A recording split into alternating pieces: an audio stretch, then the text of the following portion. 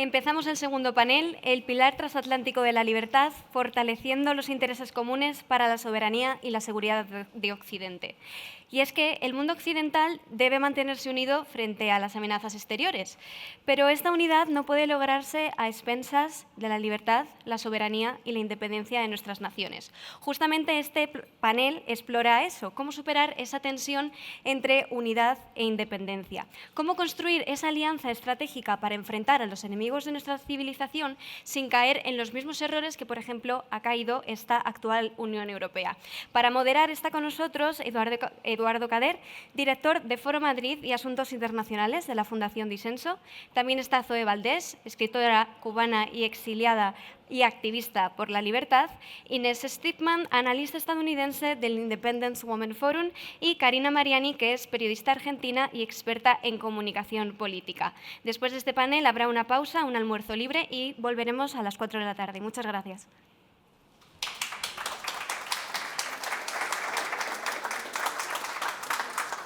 Muy buenos días a todos. Un honor estar de nuevo en esta cuarta cumbre de la Iberosfera que organiza nuestro querido Hermann Tertsch. Quiero empezar haciendo un apunte. Este traje, claro, no es casualidad, es realmente un homenaje para Hermann Tertsch, que siempre lleva un traje claro en la época de verano. Es un homenaje a Hermann Tertsch porque él ha encabezado una lucha incansable por las naciones iberoamericanas desde hace décadas. Y nosotros, los iberoamericanos, estamos tremendamente agradecidos con él por toda esta lucha incansable que ha hecho a través de los años. Démosle un gran aplauso, por favor, a Hermann. Una forma muy sencilla de agradecerle, pero que creo que va bien, además, con el calor de Madrid de estos meses. Además, me siento honradísimo de estar muy bien acompañado por tres grandes mujeres que acompañan esta lucha, cada quien desde sus trincheras. Nosotros, hace 4 años, cuando creamos Foro Madrid, nos preguntábamos si iba a ser posible unir a tanta gente de ambos lados del Atlántico, si no estábamos pecando de ser muy ambiciosos, de querer formar un nuevo paraguas para amparar a todos aquellos luchadores, a todos aquellos soldados que daban la batalla desde cualquier rincón y que compartían esos mismos valores, esos mismos principios y esos mismos objetivos con nosotros. Afortunadamente, el tiempo nos ha dado la razón, no fuimos ambiciosos, ahora hemos visto que somos parte de un gran puente que estamos construyendo para seguir librando esta lucha. Había un anhelo en ese momento por construir una organización que le hiciera frente al Foro de Sao Paulo, que le hiciera frente al Grupo de Puebla, a su sucursal americana, al Internacional Progresista. Había una sed de unir a todas estas personas que podían comprometerse a defender los 3 pilares que están bien descritos en nuestra Carta de Madrid: la libertad, la democracia y el Estado de Derecho. Ahora tenemos 25.000 firmantes de esa misma carta. Tenemos más de 500 cargos electos que nos han acompañado a través de estos 4 años en una variedad de iniciativas que hemos organizado. Y prueba de esta necesidad que existía en ese momento y que ha demostrado que hemos de alguna manera llenado un vacío, es que hemos podido organizar 4 encuentros regionales, el primero de ellos en el 2022 en Bogotá, el segundo de ellos en Lima en 2023. El año pasado organizamos uno magnífico también en Buenos Aires y hace unas semanas apenas organizamos el 4º encuentro regional de Foro Madrid, donde reunimos a 45 panelistas, algunos de ellos están aquí, de 17 países distintos, de nuevo, para alertar sobre las amenazas y el plan, las maniobras macabras de toda una red transatlántica de crimen organizado vinculada con el narcotráfico, que ahora se ha convertido en la izquierda radical. Todo ese plan totalitario y liberticida fuimos a denunciarlo, esta vez en Paraguay, un bastión de la libertad, como ustedes saben. Y llevamos un mensaje de esperanza, porque pronto tendremos 7 citas electorales en 7 países de la región que creemos que podemos ganar incluido Colombia, por supuesto, y que creemos que pueden darle otro rumbo, pueden darle un giro político a la región entera. Ese mensaje lo llevamos a Paraguay y hoy lo traemos aquí para confirmar y para reafirmar nuestro compromiso con esa lucha hasta que la región quede libre del socialismo que tanto daño nos ha hecho. Como lo decía al principio, hay muchas personas que están trabajando en parte de esa red, de la cual Foro Madrid solo es un componente. Hoy tenemos a 3 grandes exponentes y 3 grandes luchadoras. Yo creo que el Foro de Sao Paulo, el Grupo Puebla y todas estas élites que pretenden seguirnos gobernando desde Bruselas, otros lugares del mundo, promueven realmente un mismo proyecto de ingeniería social, de debilitamiento nacional, de atentar contra la libertad y también de demolición cultural. Para eso estamos hoy aquí en este panel, para hablar con Zoe, con Inés y con Karina. Su labor, la de las 3, tanto en el ámbito cultural como en el mediático y estratégico, ha contribuido de forma decisiva a visibilizar, a resistir y a combatir toda esta ofensiva de la izquierda. Y gracias a ellas, esta red no es solo una idea ya, a personas como ellas, esta red no es solo una idea ya, sino es una realidad y una realidad en expansión. Yo quiero que empecemos dándoles un gran aplauso, por favor, a ellas 3.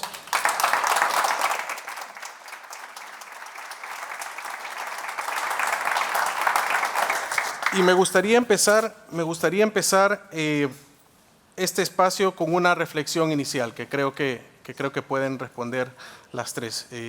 Zoe, empezando por ti si quieres, pero la pregunta es para las 3. En este momento de reconfiguración política, no quiero decir descomposición de los sistemas democráticos tradicionales, sino más bien de revalorización de los sistemas democráticos tradicionales, ¿cuáles consideran que son los fundamentos ideológicos, culturales y estratégicos que deben articular un verdadero eje transatlántico en defensa de la libertad y la soberanía de las naciones? Sí, bueno, muy buenas tardes, muchas gracias a todos, gracias a Germán Terz, gracias a todos los que han organizado este evento, que ya está en su 4ª edición y siempre con éxito, y a ti, que tanto te has ocupado de los presos políticos cubanos y de los presos en todo el mundo, en nuestra región, desde tu puesto y con mucha valentía, porque hay que tener en estos lugares mucha valentía para mencionar incluso hasta un nombre, ¿no? Yo quiero empezar por recordar que en breves días vamos a celebrar otro aniversario de lo que fue el 11 de julio en Cuba del 2021, donde tantos jóvenes cubanos y pueblo salió a las calles. Era lo que se le venía pidiendo desde el maleconazo el 5 de agosto del 94. Se hizo, como se hizo la gloriosa Brigada 2506, como se hicieron los presos plantados, cómo se plantaron dentro de las cárceles y todavía lo hacen, y cómo seguimos solos, ¿no? Seguimos solos porque la soledad frente al comunismo es una de las armas, mediante el chantaje y mediante disímiles vías, que el comunismo utiliza para silenciar. Aquí hoy hay una persona, un cubano, yo pido que te levantes, Alberto Fonseca, que su hermano salió al 11 de julio a manifestar junto a su mamá, que también está en Cuba. Su hermano está aislado en una cárcel en Cuba hoy por romper una foto de Fidel Castro durante la manifestación. Y no se sabe nada de él hoy, estaba en huelga de hambre hace unos días. Su mamá está todo el tiempo en las calles protestando por la vida de su hijo, porque no se sabe nada de lo que está pasando con él. Está enfermo, está muy enfermo, debido a las tantas huelgas de hambre que ha asumido, su sistema ha colapsado, y él se enteró por las redes sociales y ha venido porque quería estar aquí con nosotros hoy. Entonces pido un aplauso para él.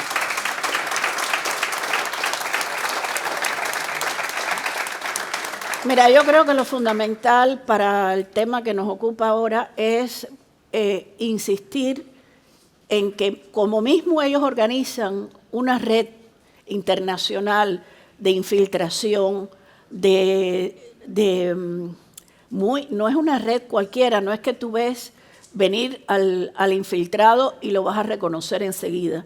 Ellos se han organizado muy bien, yo hablo desde luego desde Cuba, desde la parte cubana, y con mucha fuerza siempre lo hago, mucha intención, porque Cuba es la cabeza del monstruo, Cuba es la cabeza de la hidra, y muchas veces se olvida que a la primera que hay que descabezar, por donde hay que empezar para descabezar ese monstruo, es por Cuba. Todo lo que ha sucedido en Nicaragua, en Venezuela, en Colombia, todo está perfectamente organizado y preparado desde Cuba.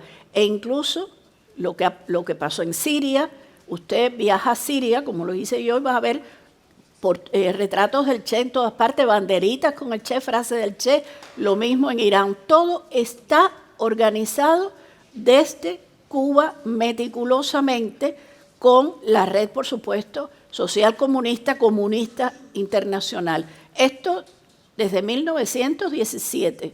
Esto empezó, la penetración empezó en Cuba del comunismo en el 17, inmediatamente después de la revolución, llegan los primeros comunistas a Cuba y empieza todo un sistema de infiltración que se ha perfeccionado. Se ha perfeccionado destruyendo el idioma, destruyendo las formas libres de pensamiento. Lo primero que hacen es vaciarte el alma desde niño. O sea, lo primero que hacen es sacarte todo lo que de manera, lo que significa espiritualidad, pensamiento, cultura. Por eso siempre insisto en que usted puede hablar de economía, que es muy importante. Recuerden que en el año 1943, lo recordaba hace unos días con el líder de los patriotas franceses, de Patriot Francia, con un gran intelectual que fue además ministro con Jacques Chirac de Cultura, secretario de Cultura, recordaba cómo se reúne Roosevelt con este señor que fue resistente, banquero, Jean Monnet, y ahí se habla de una fuerza transatlántica. Yo acabo de escribir un artículo sobre eso en el debate, pero todo eso pensando siempre en la fuerza económica, en crear una fuerza, digamos, global, mercantilista o de mercado, y ya vemos en lo que se ha convertido, en el horror que es la Unión Europea. Pero se desatendió, y eso lo sabían los comunistas, se olvidó, se apartó la cultura, y ahí es donde la clave ha sido que nos han penetrado por ahí, porque nos penetran con escritores que ellos preparan, con artistas que ellos preparan. No tienen que ser ni siquiera agentes. Ya la época de la Guerra Fría y de los agentes infiltrados, ya eso se acabó. Ahora, como lo demás, la precariedad del mundo es tan evidente que ya la gente, sobre todo en Cuba, imagínense cómo está Cuba ahora, que los niños se están cayendo como moscas de hambre, se mueren en las calles, que cualquiera por un viaje o por lo que sea va a hacer el discurso que a la dictadura le convenga. Y no solo eso, si la dictadura le da una misión en el extranjero, va a cumplir esa misión con una destreza enorme. ¿Y qué hacen? Pues logran penetrar los gobiernos. Ya no es ni siquiera penetrar las editoriales, penetrar las galerías de arte, no, logran penetrar los gobiernos, los infiltran dentro de los gobiernos. Van a ver el caso más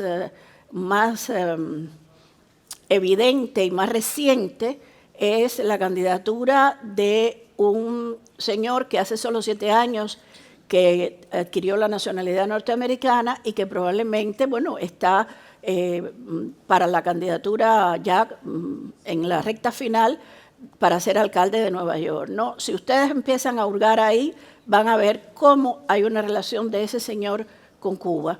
Pero lo que sucede es que cuando uno, sobre todo los cubanos, hablamos de esto, la reacción de parte del que está enfrente es: esta gente está loca, esta gente no sabe lo que está diciendo. Esa pequeña isla dio grandes pintores, dando grandes escritores, grandes pensadores. El más grande pensador, el gran José Martí, con una dimensión universal increíble, pero dio también grandes hijos de puta. Y eso hay que decirlo. Y entonces, eso por una parte. Y por otra parte, yo creo que la solución es volver a la universalidad, globalismo cero, muerte al globalismo, la universalidad es la clave, volver a las lenguas, al idioma, a la salud del idioma, a la salud. Fíjense todo cómo han querido destruir el español. Yo hace poco escribí para la Fundación un artículo sobre eso también, de cómo a los cubanos nos empezaron a prohibir palabras. No se podía decir señor y señora, había que decir compañero, compañera, camarada, hasta incluso para las esposas y esposos. Entonces, hay que volver a la universalidad, a la cultura. Hay que volver a hacer toda la misma labor que ellos hacen, pero con una fuerza, que es lo que están haciendo ustedes, una fuerza de intervención cultural urgente. Me extendí un poco, disculpe.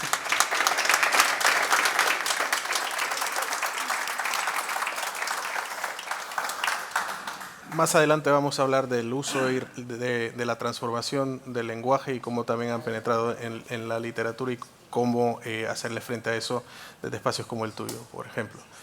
Adelante, Karina. ¿Me repite la pregunta? Sí, por supuesto. No. Bueno, empiezo por agradecer, obviamente, a la Cumbre, a Germán, que hace un trabajo impresionante, a Eduardo, gran amigo.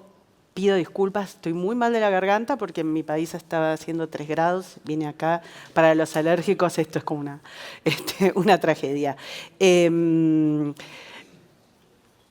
Comentar algunas cosas buenas y algunas cosas malas de este eje transatlántico del que estabas hablando. Iba a decir otra cosa, pero te escuché. Tan fue Cuba que en mi país se organizó todas las organizaciones terroristas que asolaron los 60 y los 70 sobre todo, fueron entrenadas en Cuba, tanto así que se armó una cosa que se llamó la escuelita, para cuando tengan ganas de googlear, en donde los terroristas argentinos llevaban a sus hijos para protegerlos. El dinero de los secuestros extorsivos está en Cuba. Ni hablar de lo que hicieron con Chile. Tanto fue Cuba, y tan olvidado está eso, que tenés razón y que me hiciste acordar. Y tanto fue Cuba y tanto fueron otras ideas muy potentes. Escuchaba al amigo francés hace un ratito hablar de cómo está su país y pensaba ese 68ismo, esa idea del 68, cuán viva está todavía y cómo penetró en todas nuestras ideas, en nuestra cultura, en nuestra academia, en nuestro sistema político.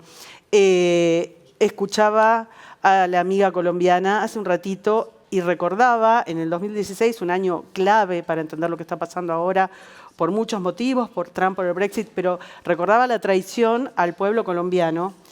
Y les sugiero también que googleen en ese acto nefasto en el que se traiciona al pueblo colombiano, que googleen el escenario ese, en el que se disfrazaron todos de blanco, festejando lo que no fue una paz, sino una rendición al terrorismo que empezó Cuba. Y les sugiero que miren específicamente quiénes estaban, para no hacer nombres, para no herir susceptibilidades, pero que miren quiénes estaban ahí abrazándose con los terroristas, que miren a los políticos que estaban, que miren las casas reales que estaban, que miren a los influencers que estaban, a los intelectuales que estaban, a los escritores que estaban, a los mandatarios que estaban en ese momento. todo ese gran, enorme, extremo centro del que tanto hemos hablado estaba ahí festejando y no hizo nada. No solo no hizo nada, avaló la traición del pueblo cubano, como se avala, como bien estaba diciendo Germán, la traición al pueblo cubano con dinero, con narrativa, ni que hablar de la enorme traición al pueblo venezolano. Está por acá mi querida amiga Maybord. Hay un sistema que ha sostenido, y no es precisamente una, ¿cómo decirlo?, una maquinación, una conspiración de la izquierda. Es un sistema de los que se supone que son los buenos, que por acción o por omisión han permitido que este mecanismo internacional de control, y yo no sé si quiero hablar de globalización. Globalización hubo siempre, porque los humanos nos trasladamos de un lugar a otro y cambiamos bienes y cambiamos servicios, y eso es lo que nos volvió ricos y lo que nos hizo progresar. Injerencias hubo siempre, las naciones se conectan y cada una tira para su propio espacio. El problema, malos, hubo siempre, sátrapas, hubo siempre, ladrones. Lo que está sufriendo España hoy, ni que hablar, hubo siempre. El problema, creo yo, de este diagnóstico no es el tipo de ataques que tienen nuestras sociedades, nuestras libertades, y no quiero repetir lo que se dijo antes, sino la respuesta que nosotros damos a esos ataques. Porque ataques así hubo siempre. El tema es qué pocos cortafuegos, qué pocas defensas tuvo nuestra sociedad en todo este trayecto. Que no logró ver que una ideología tan radicalizada en muchos aspectos, ahora supongo que lo vamos a hablar, no quiero meterme con el señor, a ver cómo tenés estructurado, pero supongo que vamos a hablar de la forma en la que que tenemos ese famoso movimiento woke, pero tenemos muchos otros movimientos de ataque. El decrecimiento es un movimiento de ataque mucho más sofisticado, mucho más interno, mucho mejor financiado y que también ataca a nuestra cultura. Y todo eso ha sido una respuesta desde el interior de nuestro occidente, desde el interior de nuestras democracias liberales. Entonces, me parece que ese hilo, esa cosa de la que estabas hablando, sí, es cierto, hablamos mucho de la izquierda, de cómo nos han atacado, intrusionado, penetrado, usaste la palabra, sí, pero también es cierto que todo eso existió y el problema es cómo nosotros hemos respondido y hemos respondido muy mal. Respecto a eso no me quiero extender más, me gustaría también recordar algo.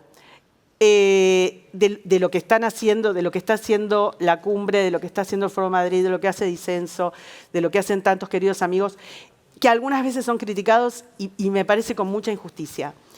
Si ustedes se fijan, al principio del mes de julio de 1990, van a ver las noticias más importantes y van a ver que en ninguna de ellas se está hablando de una reunión pequeña que están teniendo en San Pablo Lula con Fidel. No se está hablando de eso. Sin embargo, es la reunión que revitalizó el socialismo, que revitalizó una agenda de control y de estafa, que generó un manual, por eso todos estamos diciendo, hablan Colombia, habla Francia, habla Argentina, habla Venezuela, todos pasamos por España. España parece, pero es kirchnerismo puro, pero paso por paso, ni calcado. Es que es un manual. Y no es que es un manual porque alguien se puso a escribirlo y a conspirar. Es porque nuestras sociedades permiten que ocurra eso. Permiten que las instituciones sean corrompidas y compradas. Permiten que el sistema de partidos se haya transformado en una agencia de recaudación y de control. Permiten que el estado de bienestar sea un sistema de corrupción. Por eso todos decimos, ¿Cómo está la salud? Y todos decimos, che, es un desastre cómo está la salud. La obra pública, el mecanismo de corrupción de todos estos sistemas.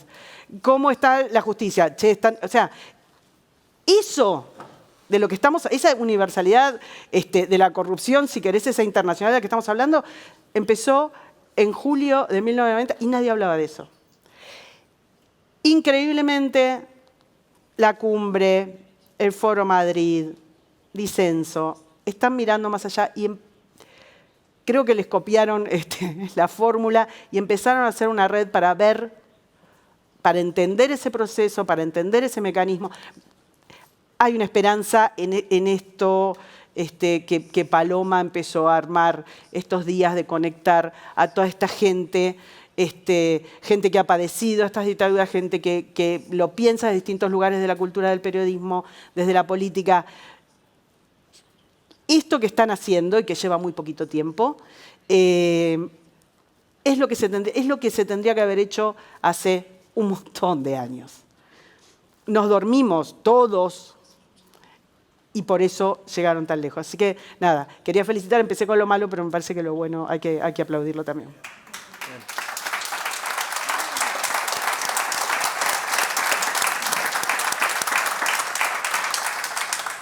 Como bien dices, Karina, yo creo que hemos subestimado la capacidad del socialismo de mutarse y de meterse por todas las esquinas hasta ver dónde está hoy.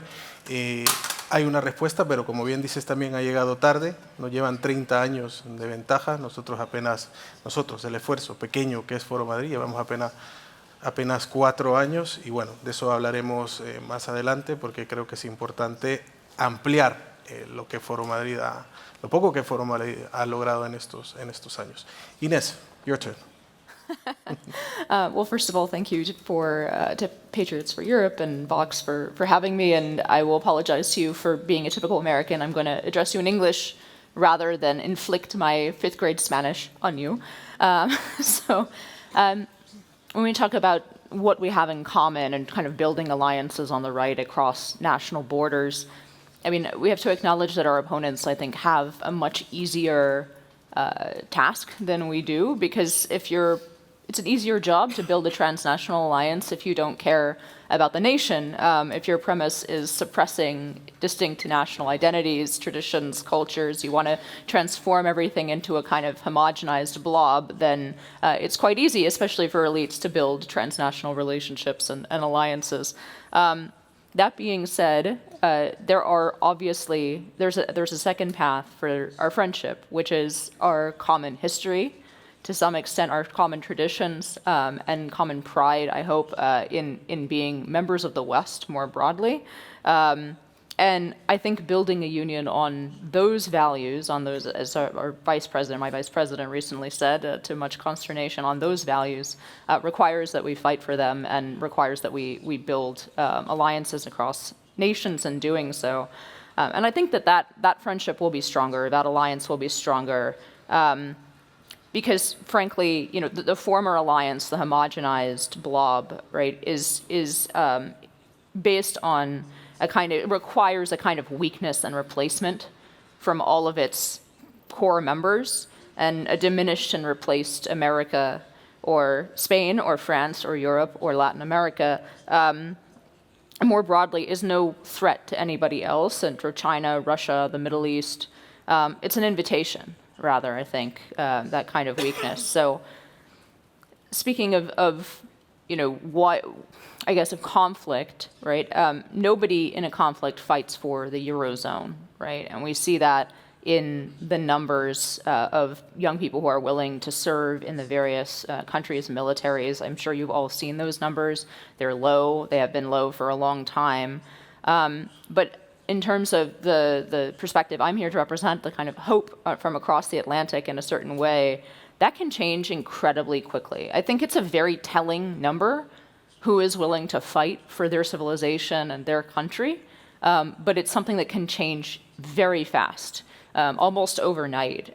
So just as an example, in the United States, we had many worried testimonies in Congress, many generals with many ribbons on their chest worried about this supposedly irreversible or very difficult problem of decline in recruitment that had been going on year over year in the American armed forces, right? And of course, all of them studiously denied that the slide in recruitment had anything to do with the fact that both in the White House and in the Pentagon, there was leadership that denied that there was anything worth preserving about the American way of life, worth, celebrating in our history, and instead took this line of sort of self-flagellation and focusing on either the real, but even more commonly, the imagined sins of the country and of the people who fight for it. This was denied that it had anything to do with the fact that people did not want to sign up to fight for America, right? And just in the last 6 months under President Donald Trump, not only has that recruitment, years-long recruitment plunge turned around, we're now in one of the biggest recruitment booms in recent American history. So this can change in a matter of 6 months, I think, with the right leadership and the right message. Again, I don't want to focus overly on this one indicator, but I do think that it says something, right? Something deep about us. In the same way when we talk about declining birth rates, it says something about us that we don't want to replicate our own society and our own civilizations. In the same way, I think it says something when young people are too disillusioned or detached from the country and the civilization of which they're a part to actually even contemplate fighting for it. So a second point, I think, in order to build any kind of not only individual right-wing success in our countries, but across those national boundaries, is it has to come along with the destruction and reformation and hopefully rebirth of sclerotic and captured institutions. In 1989, Ronald Reagan, outgoing president at that time, gave a farewell address. And this was a similar moment, at least for America, in the 1980s, right? There was a sort of feeling of revival, of cultural revival, of patriotism. And Reagan, in his farewell address, said, look, I'm very proud. This is the thing I'm most proud of doing in this country, is rebuilding this spirit of patriotism. But his warning was our spirit is back, but we haven't reinstitutionalized it. And I think that warning turned out to be very prescient in the United States. And it's one of the reasons that I am optimistic, which I'll get to, about the future of my country for the first time in a long time. I think much of the shock value around our current president and President Trump's way of speaking is that he often names and sometimes shames these institutions for what they actually are today, how they behave, which is too often just a skin suit for leftist activism. And they rely on sort of the either their real history or even imagined history and respect for these supposedly neutral institutions, when in fact they behave as leftist actors, sometimes the most powerful leftist actors within our countries.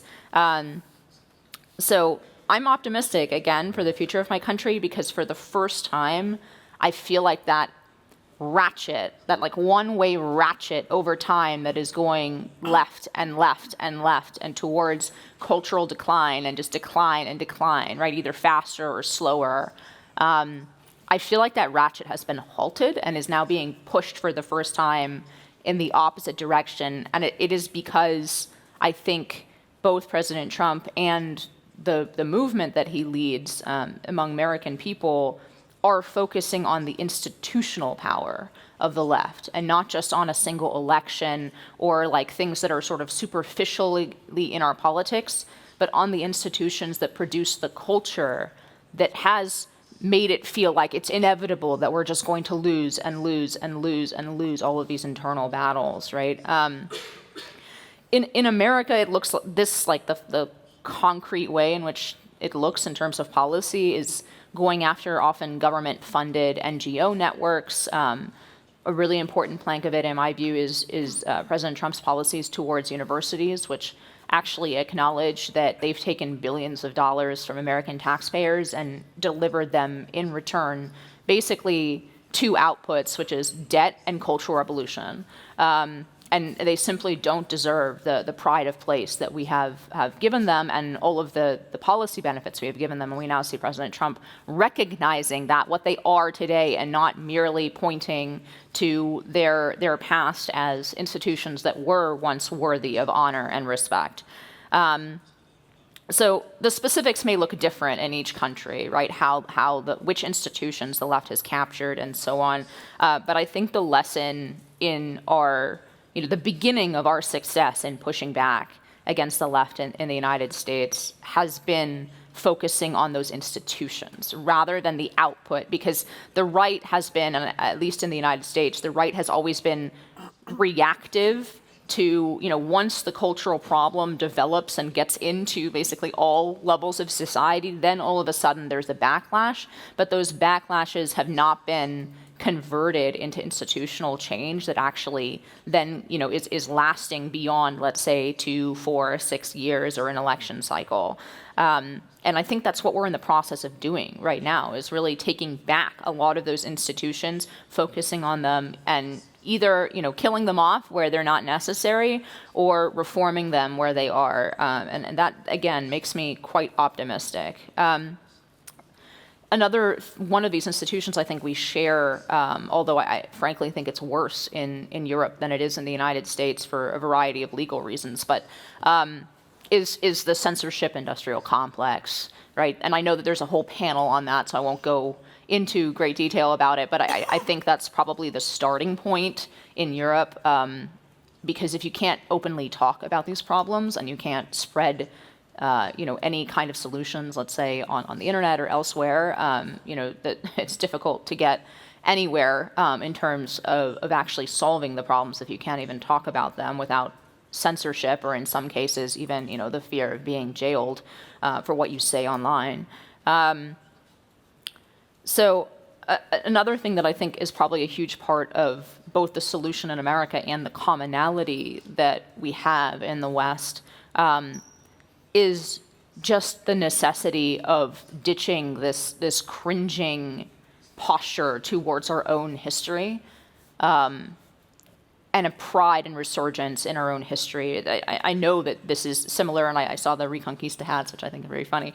But we have this tick of focusing on the sins of Western civilizations as though those sins are unique or remarkable. They aren't. They're common to every human civilization on Earth. They are common, for example, in the case of colonialism, there are common sins in the countries and civilizations that were colonized as well as those who colonized them, right?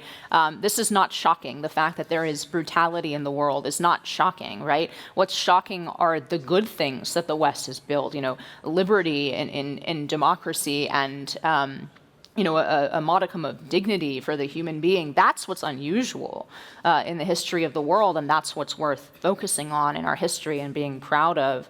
And that pride and consideration of history, I think, is more necessary the more diversity, right, is imported into our countries, not less. And there is this incredibly toxic combination of both importing a lot of people who, even of good faith, and many of them are not, but let's say of good faith, want to join the country, and then this suicidal tendency to want to self-critique as proselytization, right? To give newcomers to the country the worst possible vision and impression of the country, and to teach them that it's a civilization in demand of transformational change, right? There's just this suicidal 1-2 punch of having mass immigration and then teaching people that there's nothing worthy to assimilate to in the country that they're coming, even though it's what's drawn them from around the world. Each of our way of life, I think, in all of the Western countries grows out of those traditions and that history, some of it common, some of it not, some of it even in conflict, right? But I think those things that are most important that we have in common, those cultural traditions, liberty and the name of the panel, right? I think that we're either going to fight for that way of life now, or we're just going to let it kind of quietly strangle itself to death, and let it pass away and revert to what might be called the norms of history. Right? I'm not a Marxist. I don't believe in the directionality of history. If anything, I believe in sort of the soft reversion to human nature and to the state of nature, right? Building civilization and liberty and freedom is difficult. Like letting it revert is not, right? And so we're either going to fight for these common traditions and this way of life, or we're going to let it kind of slowly die. And frankly, I'm more optimistic. I'm not by nature an optimistic person, which is not very usual for an American. But I'm not by nature an optimistic person, but I genuinely see a lot of reason for optimism in the United States, not just because of the election and what it shows about where people are politically, but because of what the Trump administration and the right is doing with the political power that they've been granted, which is different than previous elections, previous Republican victories, and so on. So it is that focus on the institutional left and dismantling it that makes me say that, look, the work is just beginning, but we're anxious to have, I think, friends in that work. But I'm happy to report that, for once, I'm quite optimistic about the future of America. Fantastic. Fantastic. Now, just a quick follow-up question to what you've said, because I think it is the perfect segue to the next block of doubts and questions I have for the rest of everyone. A lot of the left's comeback to power has had to do with the narrative that they have cultivated and used to dominate our societies and also to disintegrate our societies. Given their dominance in media, education, and culture, how can conservatives begin to reclaim cultural ground while staying true to our institutional principles? Again, I am sort of the bearer of good news for some reason. I truly think the power of the institutional media in the United States has suffered. I don't know yet whether the blow is irreversible, but they have suffered a huge blow in the last 4 years, 5 years. The level of trust in the media has been low for a huge number of years, and consistently our media and journalism ranks at the bottom of a very long list of distrusted institutions. But something has snapped between, I think, 2020 and 2024. Something in America, they just snapped, whether it was the pandemic and the way that lockdowns were implemented in America and the evolving nature of what information was allowed and suppressed in the media, or whether it was the battle that Trump had when he was running against institutions that were literally trying to jail him. I guess we're reverting to the what is it, the New World mean here.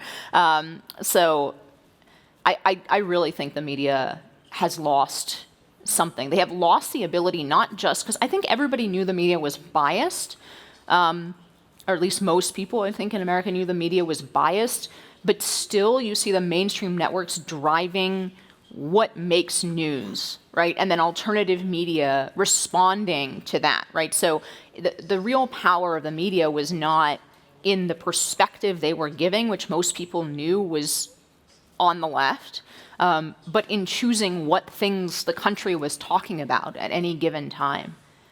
And that's what I've seen change. In terms of how to engineer that in other countries, I don't know. I guess it depends how low the opinion of those media institutions has fallen. But what I would say is that alternative media, whether independent or explicitly conservative, cannot just be reactionary to the stories driven by the mainstream. Because as long as you're in that position, essentially they're shaping the narrative and you're just providing the counter answer.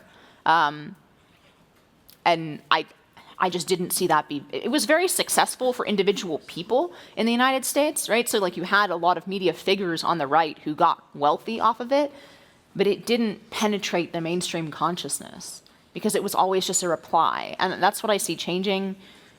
There's a lot of opportunity. I guess it goes back to the censorship issue, because there's a huge opportunity in terms of independent media in, you know, YouTube and podcasting and in all of that, but not if it's governed by an algorithm that intentionally suppresses information. Good. Thank you. Now, de vuelta al español, con Karina. Hablamos de que los medios de comunicación mainstream están tremendamente debilitados y que cada vez hay más gente que quiere informarse por su propia iniciativa y sin mediadores. ¿Qué papel están jugando las redes sociales en este momento? Te voy a preguntar por el caso argentino, porque hemos visto ahí como un liderazgo disruptivo prácticamente hizo su campaña sobre la comunicación digital y sin necesitar a los medios de comunicación tradicionales, como se han visto en campañas anteriores. ¿Qué papel han jugado las redes sociales y qué oportunidad hay ahí para nuestro movimiento para seguir creciendo? A ver, es cierto que el triunfo de Milei se monta sobre el uso de redes sociales. Todos los políticos actualmente saben que tienen que usar redes sociales con lo que esto significa en el proceso. Estaba hablando muy bien Inés de censura y de control de lo que circula por las redes sociales, que es terrible en Europa, pero que es una narrativa que está ganando espacio en todo el mundo, con esta idea que se les ocurrió de la fake news. Inventaron la mentira y tienen que controlarla desde los gobiernos. Pero también es cierto que Milei no dejó de lado los medios tradicionales. Milei estuvo muchísimo en los medios tradicionales. Lo que sí cambió fue la forma en la que se presentaba en los medios tradicionales. Y ahí quizás podemos también agregar a Trump en lo que ocurrió con las narrativas. De todo lo que estábamos hablando antes, todo eso surge de una idea, de una narrativa que es vieja, que dice que nuestra cultura occidental es estructuralmente mala y que hay que desmontarla de alguna manera. Los movimientos contra la cultura, contra el occidente libre en los 60, en los 70 y muy posteriormente, y obviamente los últimos, wokismo y todo lo que ustedes quieran, se basa en eso, en la idea de que somos esencialmente malos, y tenemos malas respuestas a las injusticias o al dolor o lo que fuera, y entonces que todo debe ser desmontado. Y eso constituyó de alguna manera una especie de culpa muy extendida que se nos fue enseñando a todos a lo largo de los años, que permite, digamos, que cualquier movimiento que se victimice gane jerarquía. Y así funcionaron las campañas políticas y la forma en la que los políticos presentaban sus ideas a lo largo de muchísimo tiempo. Esto que se llamó la corrección política fue lo que el Trump, incluso del 2016, dio por tierra.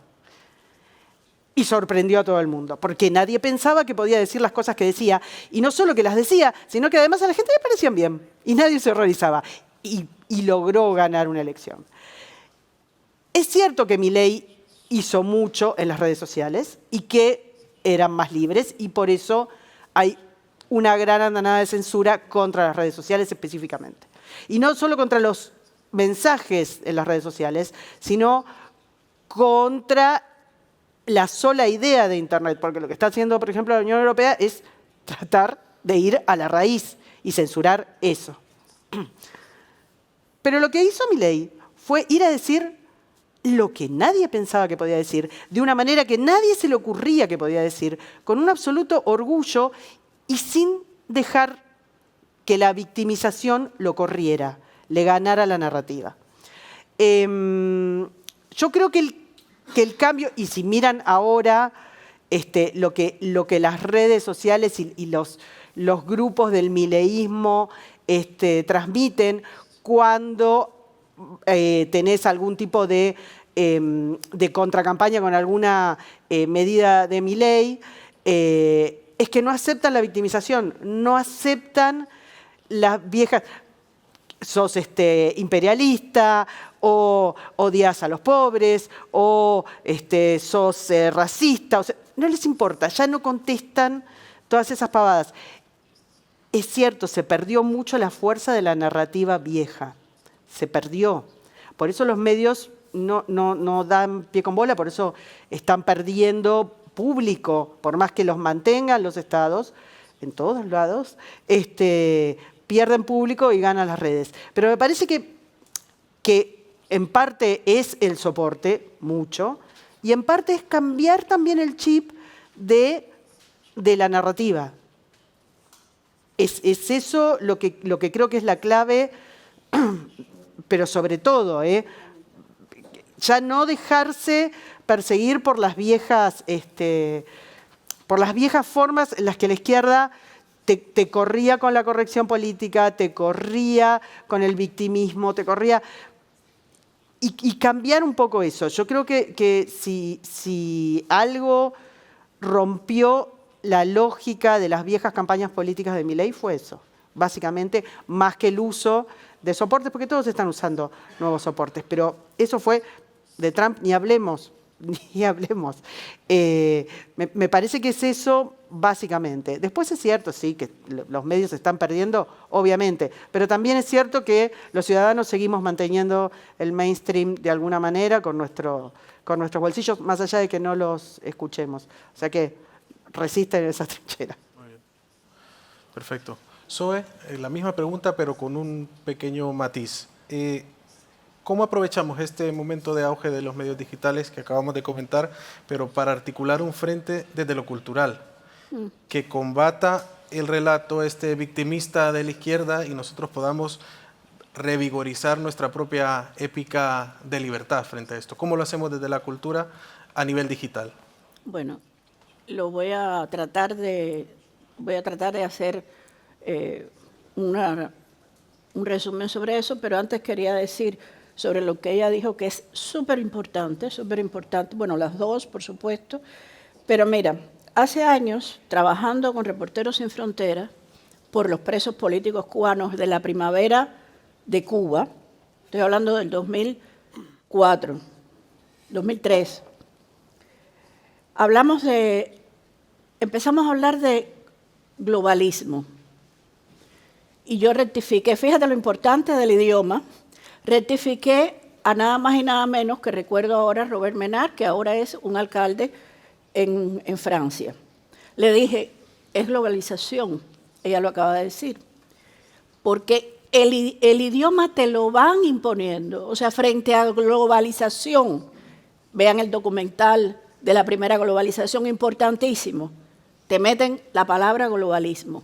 En la época en que se empieza a perseguir a los homosexuales en Cuba, Fidel Castro no usaba la palabra homosexualidad, usaba homosexualismo, o sea, paludismo, una enfermedad. Hay que estar muy vigilantes con el idioma. Has hablado de Fue Cuba. Hay un libro fundamental del Tata Joffre. Hoy es la persona que se ocupa. Fíjense, la única persona que se ha dado cuenta de la importancia de una escuela de espionaje es Javier Milei. Javier Milei no era un influencer ad usual, era un cerebro que se podía permitir, que es lo que siempre digo, para tú poder hacer un discurso como el que hacen algunos influencers, voy a poner cubanos, hay que tener una cultura detrás. Javier Milei podía mandar al carajo a todo el mundo, podía cagarse en la izquierda como lo hace y lo sigue haciendo, pero detrás había un lenguaje de economía, de cultura, una formación. Después, el Tata Joffre, libro fundamental, Fue Cuba. No dejen de leer ese libro, por favor. Después, de lo que hablaba antes, otro libro, El Soviet Caribeño, César Reynel Aguilera, que gracias a Argentina, gracias al Tata Joffre, es que ese libro vio la luz, El Soviet Caribeño, César Reynel Aguilera. Ahora, frente a esas escuelas de la Ñico López, por ejemplo, escuelas de adoctrinamiento y de formación de cuadros, donde formaron a Nicolás Maduro. Las fotos están en las redes sociales de Nicolás Maduro hasta con un chorcito. Vaya, donde formaron también hasta, Petro. Vas a ver las fotos allí, pero vas a ver a Juan Manuel Santos con Fidel Castro, joven. Todos han pasado por ahí, por esa escuela. Todos han pasado. Frente a eso, hay que hacer nuestras propias escuelas. ¿Cómo? No sé. Pero la vía argentina demostró recientemente que cuando tú metes a un muchacho que ha tenido la calle Corrientes llena de libros, cuando has tenido lecturas, pueden ser lecturas malas, pero ha habido lecturas detrás, ha habido educación, importantísima la educación. Esas escuelas hay que hacerlas, hay que formarlas. Es importante hacer esas escuelas. En Cuba hace mucho tiempo, una expresa política, Sonia Garro, yo apoyé esas escuelas. Tratamos de hacer escuelas independientes de las adoctrinadoras del castrismo. Por supuesto, la metieron presa, ella ahora se encuentra en el exilio, pero yo siempre lo recuerdo, porque en ese proyecto también nos abandonaron, también nos quedamos solos. Entonces, yo creo que personalidades como Donald Trump, como Javier Milei, son irrepetibles. Pero, por ejemplo, aquí en España hay una sola radio nueva, relativamente, su conductor lleva muchos años, que sí se ha dado cuenta de quién es Santiago Abascal. A veces oigo a periodistas que no se dan cuenta del lenguaje de Santiago Abascal. Santiago Abascal no puede tener el mismo lenguaje de Donald Trump ni de Javier Milei, porque cada personalidad es única. Los españoles tienen que empezar a oír más a Santiago Abascal. Esa radio se llama Radio Libertad. Es la única que cada día, Luis del Pino se da cuenta de las cosas que dice Santiago Abascal, las de Corchique, iba a decir en francés, las descifra, las pone en su contexto. Cuando Santiago Abascal habla en la CIPAC o habla en otros lugares, señores, oigan a Santiago Abascal, porque España tiene a su Javier Milei y España tiene a su Donald Trump, y se llama Santiago Abascal.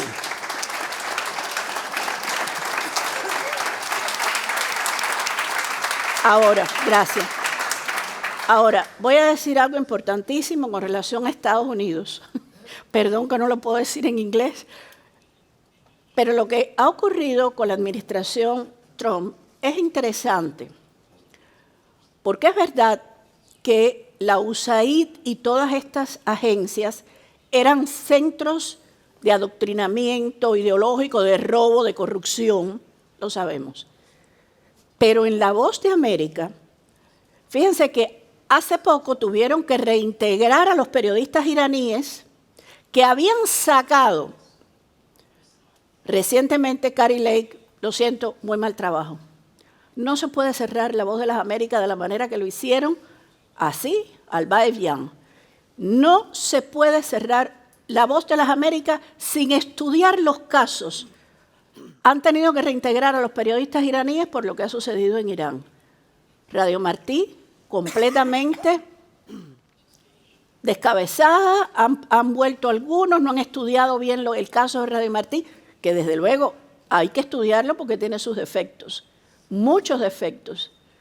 Pero esa radio, ese poder lo creó Ronald Reagan, y eso hay que respetarlo. Y lo subrayo y lo vuelvo a subrayar. Ningún gobierno, y mucho menos el de Estados Unidos, puede actuar de manera tan a la ligera como se actuó con La Voz de las Américas, con Radio Martí, sin estudiar cada caso. Que Radio Martí está infiltrado, por supuesto, si lo dije desde el inicio. Ellos se infiltran en todo, infiltran periodistas, infiltran escritores, infiltran... Bueno, ¿cuál es la solución? Para hablarte de manera breve, porque siempre me tomo mucho tiempo, pero la solución es tener conciencia de esto y vuelvo y reitero, oír a los cubanos que llevan años, décadas, padeciendo y pensando. Porque hay muchos cubanos, porque claro, como ha pasado tanto tiempo, la degeneración no solo es en que no hay que comer, no hay agua, no, la degeneración es mental. O sea, los influencers argentinos son cada uno cátedra al lado de algunos influencers cubanos.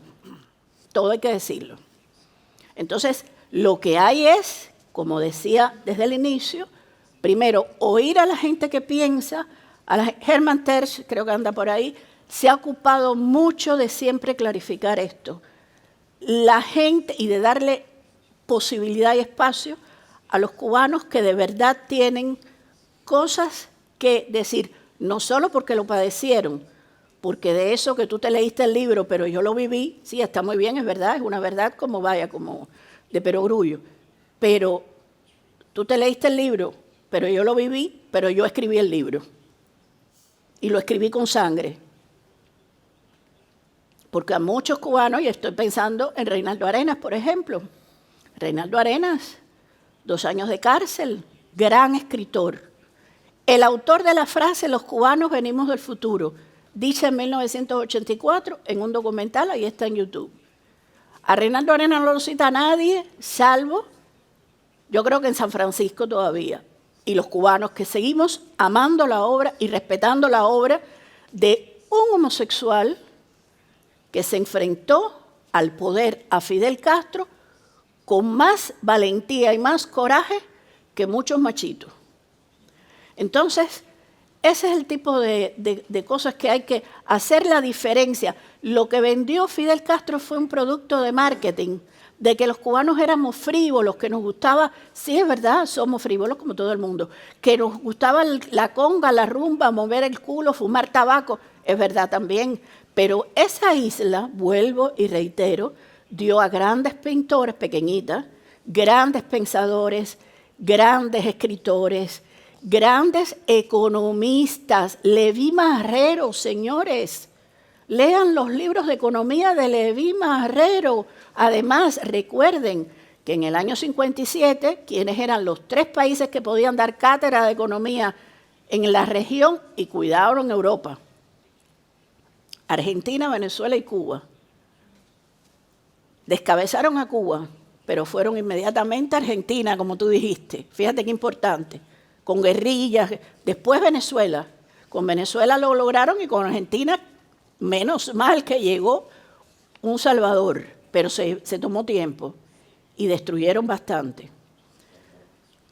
Entonces, yo creo que la solución es volver en Estados Unidos, por ejemplo, cuando Donald Trump habla del sentido común, peine, desde luego, es la cultura, es la educación. Y cuando Milei habla de liberalismo, economía, fíjate que la batalla cultural fue un frente impresionante en las elecciones, en toda la campaña de Javier Milei. Y todo eso con un sentido no solo común actual, sino un sentido de universalidad. Por eso las referencias a Reagan, las referencias a lo que es una república, lo que es una democracia, todo eso los cubanos, hablo yo particularmente porque soy cubana, tienen que aprenderlo, pero tienen que aprenderlo los franceses. Los franceses han perdido todo sentido. Cuando yo llegué a Francia hace 36 años, era un país verdaderamente había sí un interés por defender su idioma, por defender... Ya hoy tú oyes un cantante, no entiendes ni lo que dice, todas las lenguas, la meta, una de las metas es la destrucción del idioma francés. porque Jean-Luc Mélenchon, comunista, acaba de decir que el francés no existe, que lo que existe es el creol, el criollo. Vaya, es como si ahora yo dijera en Cuba, oye, hacer que volar contigo, ¿cuál es tu problema? No, eso es el cubano de ahora, el español. O sea, el lenguaje español no existe, lo que existe es el argot, que no es que el creol sea al que él se hace referencia, porque el creol de las islas, de las Antillas, es, óyeme, mira, chapó con ese creol, pero lo que está hablando es de otra cosa. Está hablando de la destrucción del idioma francés. Bueno, ya me quedo ahí porque me están mirando. Fenomenal, fenomenal. Gracias.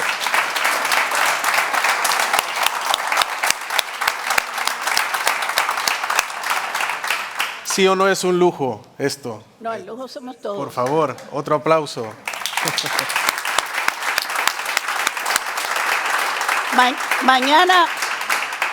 Mañana o esta tarde vuelvo a perder la editorial, vuelvo a perder una traducción, porque así trabajan ellos. Ellos están filmando, grabando, lo mandan a las editoriales, lo mandan a las galerías, lo mandan a todas partes para silenciarte. Y si pueden, como trataron con varios intelectuales cubanos, asesinarlos en una feria del libro, con una tacita de café y ese tipo, también las hace. Porque Lula no es un corrupto solamente. Lula es un asesino. Y eso, trataron de matar a Bolsonaro en la campaña y a un juez todavía veremos, que eso hay que investigarlo. Y el presidentismo que nos gastamos en Francia se pone delante de Lula como si fuera un dios y se pone delante de Maduro. Las imágenes de Macron frente a Maduro dan vergüenza, tocándolo. Óigame, mire, atiéndeme. Y el otro que lo mira así le dice, espérate un momentico que ahora te atiendo. Ahora cuando yo termine aquí de hablar lo que yo estoy hablando aquí, ahora te atiendo. Ese es el tipo de cosas que no podemos seguir soportando.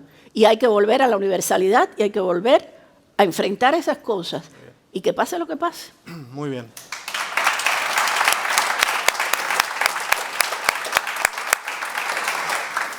Te voy a hacer una última pregunta, Zoe, pero quiero que la respondas al final.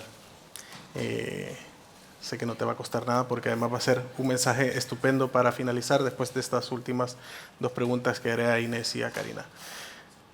Hay muchos cubanos en el exilio comprometidos con la causa. Están muy dispersos y a veces están separados, que no es lo mismo. ¿Cómo hacemos para construir ese frente que necesitamos para el movimiento? ¿Cómo hacemos para unirlos de una vez por todas? Quédate con la respuesta y luego volvemos a ti. Figúrate, 3 horas hablando de eso. 3 libros puedo I'm escribir. going to go back to you, Inés. The left has also used feminism as another weapon to divide our societies, to disintegrate our values. Nuestros valores. What are the most effective ways to challenge the influence of that intersectional feminism without falling into reactive or defensive rhetoric? How do we build upon our own narrative to fight back? De defensa. ¿Cómo podemos utilizar nuestra First of all, propia retórica there's this para tick contraatacar? in the previous, sort of iterations of the right on this question to essentially try to become like, we're the real feminists, like try to take it back from the left. I don't think that that's been particularly successful. In the United States, at least, the ultimate goal of the feminist movement was to make men and women interchangeable. And there's a lot of different like legal avenues that they use to try to make that happen. Distintos mecanismos jurídicos But que the han most tratado de recent, I would utilizar point para to hacerlo in the realidad, Biden pero administration, en la administración reinterpreted, Biden, por ejemplo, me gustaría our señalar un caso. basic civil rights law that Se has some reinterpretó una anti-discrimination ley protections on the basis of sex, de reinterpreted that protección as o de gender derechos identity, civiles y se reinterpretó and decided that, in un fact, párrafo como people identidad have the de género. quote-unquote right to se to enter entendía que la any kind of gente single-sex spaces. tiene el derecho If it's a de man who's dressed up acceder as a en woman, cualquier then he can go to the women's espacio bathroom, right? vestido como hombre o It's a mujer, ¿no? Si matter es un of hombre civil vestido como rights mujer, that puede you ir a do un so. baño de mujeres. That Es una is cuestión de downstream derechos from the earlier civiles. Pero eso 70s. está aguas abajo, digamos, del feminismo de los 70, en el que se afirmó que no había diferencias sustanciales entre el hombre y la mujer. Yo creo que hay mucha gente a la que le ha sorprendido la última parada de ese tren de pensamiento en el que se está negando las diferencias más básicas, las diferencias biológicas, pero hay otras diferencias. Y yo creo que ha sido un desarrollo bastante coherente a lo largo de estas décadas. En mi opinión, tenemos una gran oportunidad en nuestras manos. Tenemos una gran oportunidad con la agenda transgénero en Estados Unidos. Tenemos aquí la posibilidad de afirmar la alegría, lo positivo de las diferencias entre los hombres y las mujeres. A mí me avergüenza decir que en América somos los progenitores de esta idea. Ayer iba por la calle y vi a un hombre vestido de mujer y dije, vaya, ya ha llegado aquí el imperialismo estadounidense. Pero creo que también hemos sido los primeros en dar un paso atrás, en salir de ahí. Y creo que hay un gran rechazo ahora mismo de todo esto en Estados Unidos. Diría que el 80% de la población. Donald Trump lo ha convertido en un tema protagonista en su campaña, también en sus primeros 10 días en la Casa Blanca, con los cambios legislativos. Y creo que ese rechazo que tiene la población supone una oportunidad de reabrir esta cuestión, la cuestión de celebrar las diferencias entre hombres y mujeres, reconocerlas de una forma que no sea superficial. No sé hasta dónde podremos llegar. Pero desde luego creo que existe una cierta sensación de fatiga. Sobre todo hablo con mujeres universitarias en los campus. Y yo llevo 15 años diciendo lo mismo, pero hace 10 años era una cuestión más polémica y ahora recibo pues más respuestas de mujeres que están de acuerdo conmigo. Yo no soy radical. Yo les digo a las universitarias,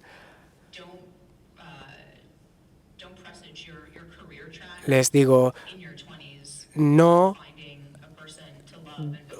paséis 10 años intentando encontrar a vuestra alma gemela, no sacrifiquéis vuestra carrera profesional. Pero sí que es cierto que en los últimos 30 años o así en Estados Unidos se ha considerado incluso irresponsable tratar de encontrar un marido con 20 y tantos años, ¿no? Se creía que había que centrarse en otras cosas.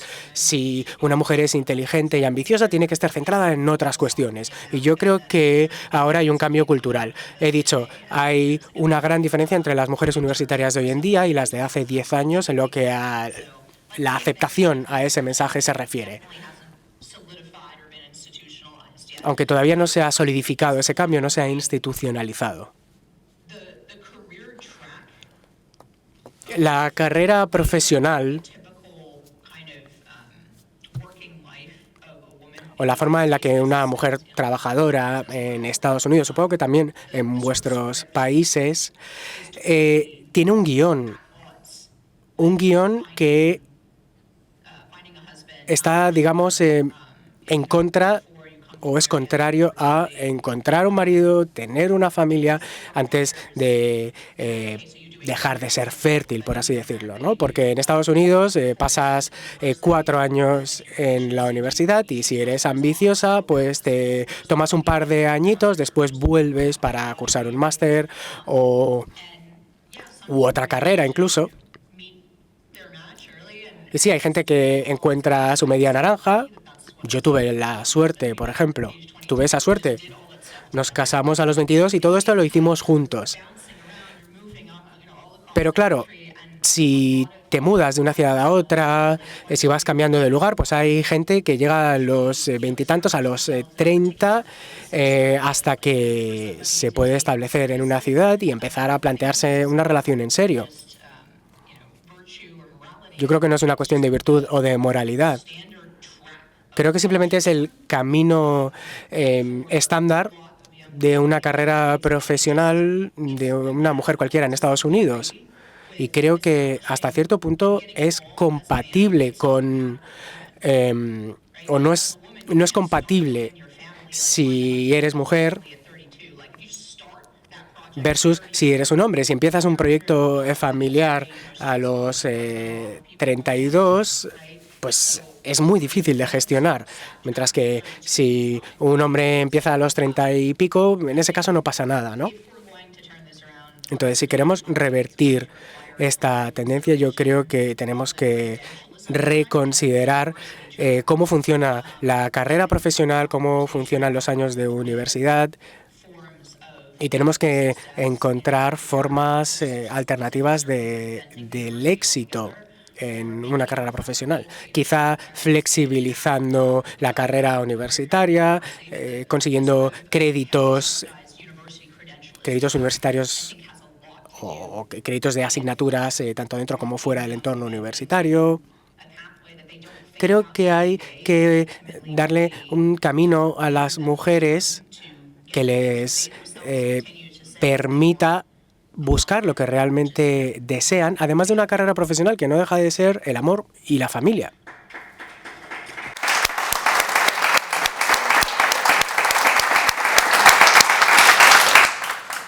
Antes de pasar al mensaje de esperanza y optimismo que nos va a dar Zoe, Karina, una última pregunta. La menos indicada.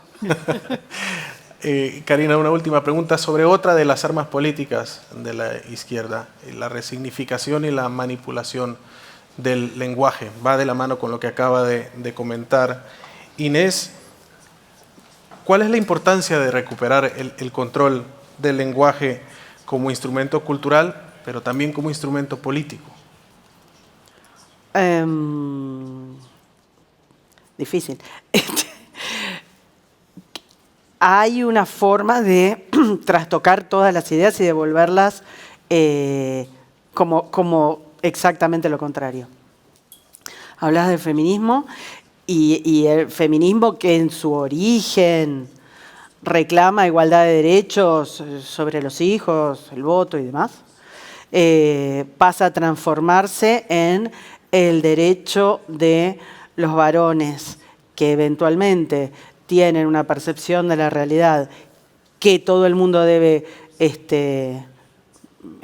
compartir, esta autopercepción obligada por incluso leyes en nuestros países, que les permite utilizar los baños o ir a los deportes femeninos y sacar a las mujeres, por ejemplo, de los premios por los que tantos luchan. O sea que eso que se suponía que era una lucha por igualdad de derechos de las mujeres termina siendo la capacidad de unos señores de meterse en el baño o de cosas peores, como usar las cárceles femeninas y maltratar mujeres y otro tipo de cosas.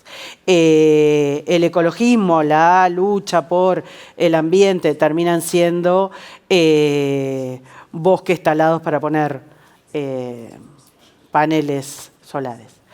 Y así podemos seguir.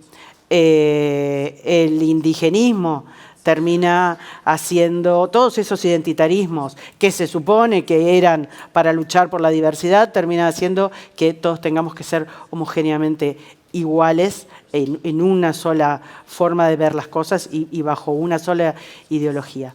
Entonces, sí hay una forma de manejar el lenguaje de arriba para abajo.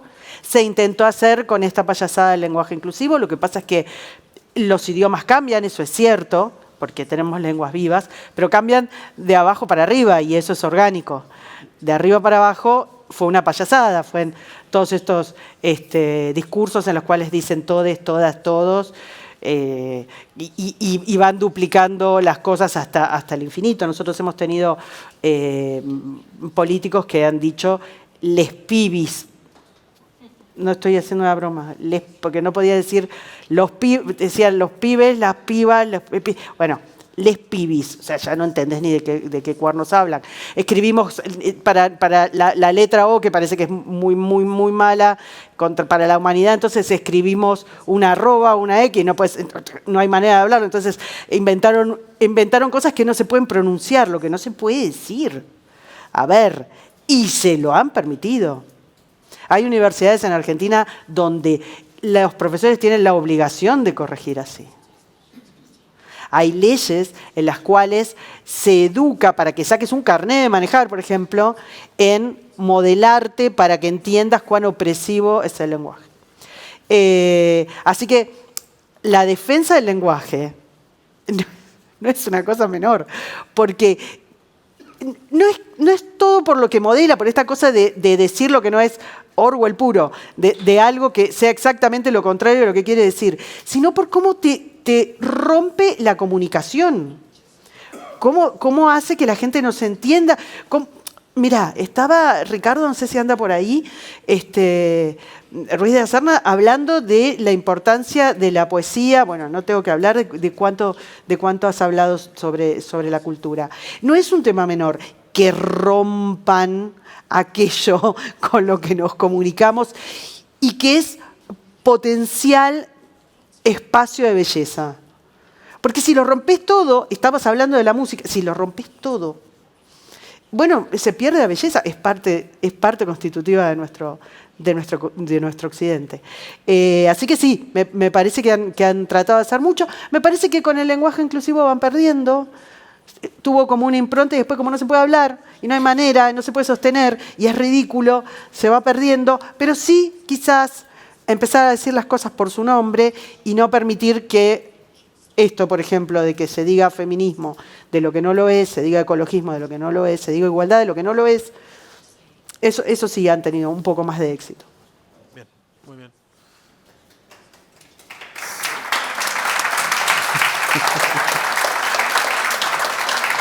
Gracias, Karina. Zoe, adelante. Esperanza y optimismo. Sí, bueno, imagínate tú. Yo soy todo lo contrario en relación a estos temas. No, yo estoy muy esperanzada con las figuras como Donald Trump, como Milei. No soy adoradora, yo no soy adoradora de nadie. Yo voy observando, voy estudiando y creo que hay posibilidades de que surjan o que ya estén, como acabo de decir hace un rato, líderes como esos. A los cubanos para unirlos solo alrededor de una botella de ron. Eso es muy difícil, reunir a los cubanos. José Martí en el siglo XIX hablaba de juntarse, y ahí sí estoy de acuerdo. Hay que juntarse y hay que crear esos grandes grupos de pensamiento, esos grandes grupos de comunicación. Ahora, ¿qué es lo que sucede? Que hay países como Cuba e Irán donde la comunicación, que hoy es ya un algo establecido, que es Internet, no lo tienen. Entonces, ¿cómo juntas a tantos cubanos? El 11, y voy a terminar con lo que empecé, el 11 de julio fue un milagro en Cuba, porque en Cuba hoy mismo, por ejemplo, ya la novedad de hace unos días es que si tú le cargas el teléfono a un cubano que está en el interior, ya tú puedes ser juzgado desde el exterior. Y les tengo la noticia de que incluso aquí en Madrid, aquí en España, ya hay gabinetes de abogados del castrismo. O sea, ya la persecución es también desde una legalidad que no pertenece al mundo libre, que pertenece a una tiranía que te la está imponiendo en el mundo libre. Ya te pueden juzgar, ya te pueden poner a enfrentar periodistas contra periodistas, o sea, una demanda porque eso es típico del castrismo. Ahora, ¿cuál es el mensaje que tú quieres? El mensaje que yo quiero que tú quieres es esto, lo que estamos viviendo hoy.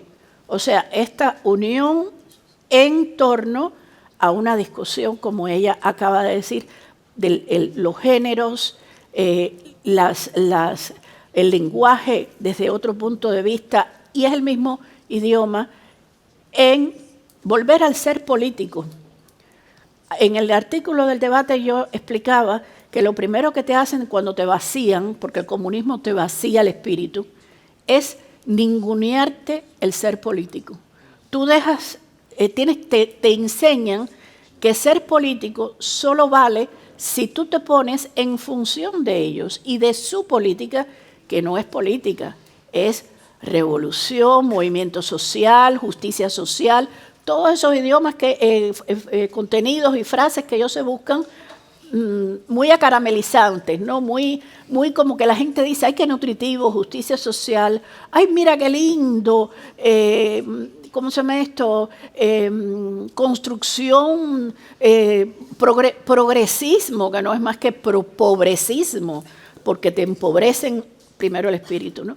Entonces, yo sí pienso que hay un movimiento importante que yo veo ahora en Europa y me da mucha esperanza, que es el movimiento de la gente que se muestra, que enseña su rostro y que está diciendo las cosas. Yo creo que fue Germán Terz quien lo dijo al inicio, o no me acuerdo ahora quién lo dijo, pero creo que fue Germán, que la gente ya no tiene miedo de decir esto es lo que yo pienso y esto es por lo que es.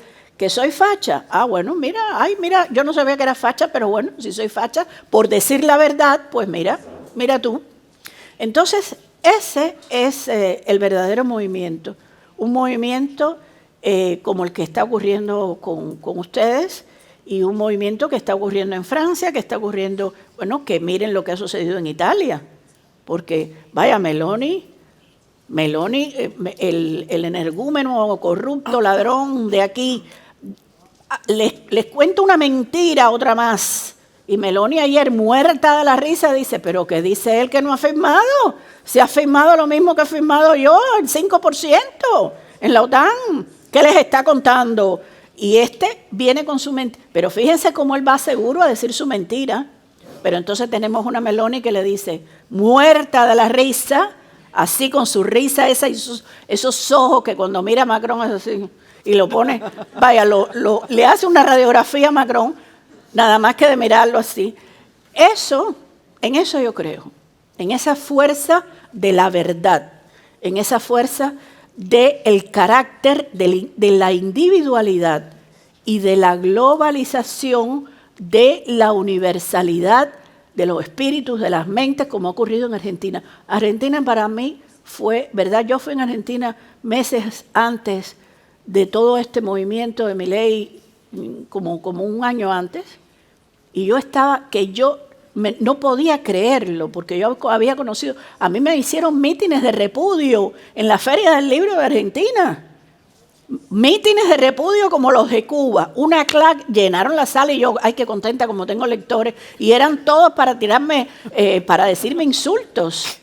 Entonces, eso que ha pasado en Argentina, otra cosa es importante, solo se pasa cuando se ha sufrido, pero parece que los españoles todavía no se han dado cuenta que se les puede desaparecer no solo el idioma, que es fundamental, la tortilla con papa, la tortilla de papa, porque lo del idioma, lo de la cultura y todo eso viene con el hambre, con la miseria, con la fealdad, muy importante lo que tú acabas de decir, la guerra que le hacen en contra de la belleza, en contra de la poesía, como dijo Ricardo en su intervención. Es una guerra que ellos, además, les va muy bien, porque el comunismo es fealdad. Pero el mensaje es juntarse. José Martí. Juntarse.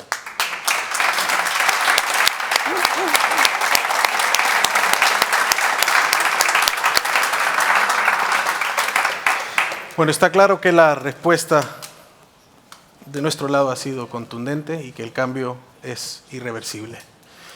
Quiero agradecer profundamente a estas 3 señoras de la libertad, con otro aplauso, por favor,